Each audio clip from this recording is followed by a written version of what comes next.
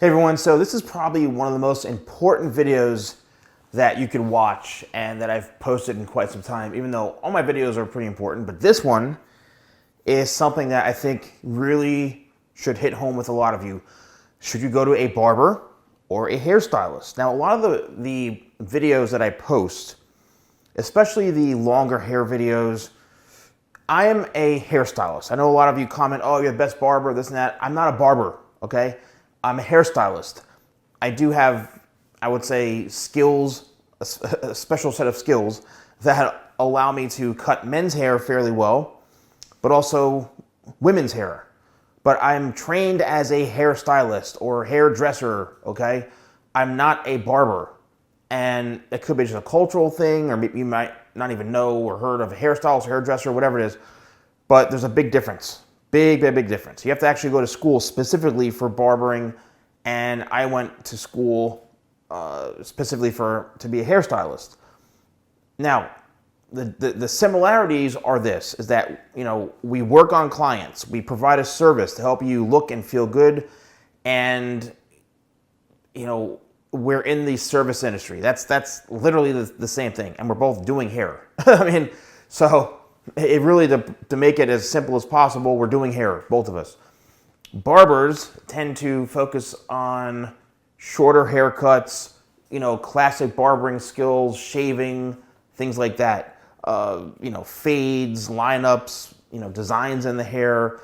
They're taking a shorter time usually to cut a client's hair. The haircut price is usually a lot lower than what a hairstylist may charge. And the training levels vary. So in my experience, most barbers are not really trained or have the greatest understanding about, you know, hair cutting as an art. And I still to this day watch a lot of barbers on YouTube where they come up here and there, and I just watch how they hold the scissors. And in my experience of, you know, 30 plus years, it's clear to me that they're not really comfortable or trained properly on how to cut hair, right? Or how to use the scissors. Doesn't mean that they're doing a bad job. It's the same thing when you watch a hairstylist when they're trying to use clippers and they don't have the experience that a barber does. So it's the same kind of critiquing that probably happens on both ends of it, you know, where barbers critique stylists and stylists critique barbers, and so on. Now with barbering, you know, it's truly an art, I would say. And if you get a good barber, you're going to build a relationship with him or her that is going to be just, he's your person, he's your guy, he's your girl. That's the person you go to. You trust him, you know, and they do a great job, and you have a great relationship and for a long period of time. You have your, you know, appointments, good to go, okay? Now, there's a lot of scenarios where I've seen people just go in randomly to a barbershop cold, no appointments, they walk in, they get some random person who's a barber, and he destroys their hair, or she destroys your hair. And it's an absolute nightmare. It's a crime scene on your head, and you're like, what just happened? Like, I was in the chair for 14 minutes, you know, I paid $20 for a haircut, and my hair is destroyed. So there's a lot of those types of scenarios. So what you need to do is really understand, what are you looking for in your service? And what does that particular place specialize in?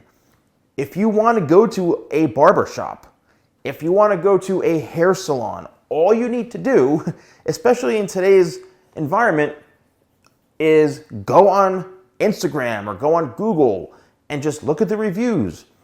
Look at, you know, their website, look at the work they do. And if you don't see anything that would be what you're looking for as far as a service, whether it's their pricing, whether it is there's bios on the staff, whether it's like the work they do, if you don't see anything that to your liking, or they have a lot of bad reviews, don't go to so-and-so, he'll butcher your hair, or don't go to so-and-so, she's gonna fry your hair. There's your answers, don't go, you know?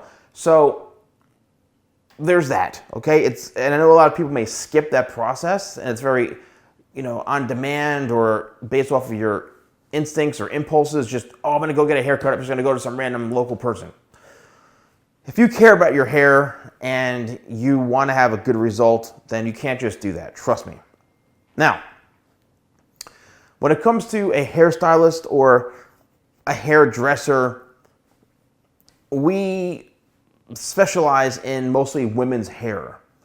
But our approach, at least my approach to men's hair, takes that barbering aspect and that barbering perspective, and I combine that where I consider myself like a hybrid, where yes, I can do fades, but I can also layer hair at the same time and create shapes by utilizing my skills with my scissors. So I'm combining the two. Do I do a perfect skin fade that a barber can do? Maybe not, but I feel I'm way above average when it comes to fading hair than the average hairstylist, okay? Because I have so many years. I actually learned cutting hair by doing fades and stuff like that many, many years ago in beauty school. So, a hairstylist is really trained on hair coloring, on, chemical techniques, on blow drying, on styling, all sorts of different things, more advanced techniques. And that's why it takes us a little bit longer to go to school. We have to do this whole, apprenticeship, and, the licensing. We have to get, this practical test. It's pretty in depth. And there's a lot of beauty schools out there that are branded where you're paying tons of money to go to learn about a culture of that brand, and then you end up working in a salon or something that carries that product line. So you're kind of like trained into it, so to speak. All right. I don't agree with that all the time, but that's what it is. Okay. So a hairstylist, there's a lot of opportunities, I think, to create different types of shapes, different types of, haircuts, different types of scenarios where you know how to maybe work with hair a little better. And I think that there's a big difference between going to a barber and a hairstylist. It just depends on the type of look and haircut that you want, and finding someone who really can offer the best service for what you're looking for. Now, to sum things up and to put it in a little more perspective, it really comes down to the look and the haircut that you want. If you have longer hair and if you want to have a lot of layering in the hair and you want to really focus on shapes, or you want to grow your hair out, you don't want someone to use clippers, and you maybe want to color your hair at some point, and you're really focused on creating a really, really nice shape, more of a celebrity or an actor you may see that's got medium length hair, think like a Bradley Cooper type thing. Well, I would suggest a hairstylist. Now, if you are looking for someone, a specific singer, or maybe a model or an athlete who's got like really, really skin tight fade, they have designs in their hair, the fade, the grooming aspect of it, that's what you're really focused on, then yes, go to a barber. But all I'm going to say is that you need to do your research on who you're going to go to, okay? As I mentioned, if you just walk in a place cold, whether it's a hairstylist or a barber, you may end up getting the best service, the best haircut, or the worst. I've worked with people who've been doing hair for 30, 40 years, 50 years, and they were awful at cutting hair. And vice versa. I've seen people who've been doing it for 3, 4 years, and they're just like, I'm like, wow. Like, I'm pretty impressed with the skills. So, just do your research and figure out what's best. And I know in certain countries, there aren't many options. There's a guy on the road, cutting hair for like 3 rupees. I mean, everyone's got different scenarios. But the best thing is just to observe and see who does the best work for the haircut you're looking for. And then once you find that person, make sure you communicate with them what you're looking for. Have photographs on your phone and communicate to that individual, that professional, this is what I'm looking for. So you can't go in cold. You have to make sure you do your research, then you can book everything, and hopefully it goes well for you. Let me know, please. Let's get a lot of comments. Let me know in the comments below, what's your experience been? Have you been a hairstylist person first, then switch to a barber? Did you start as a barber client and then switch to a hairstylist? Please let's share information. I want to flood the comment section with all your responses because I like to know, and I'm curious too, because it can also open up some dialogue and some great conversation for maybe future videos. So if you are interested in purchasing any of my products, use code YouTube20, that's YouTube20 at shop.thesalonguy.com. Thanks so much for watching, and I'll see you soon.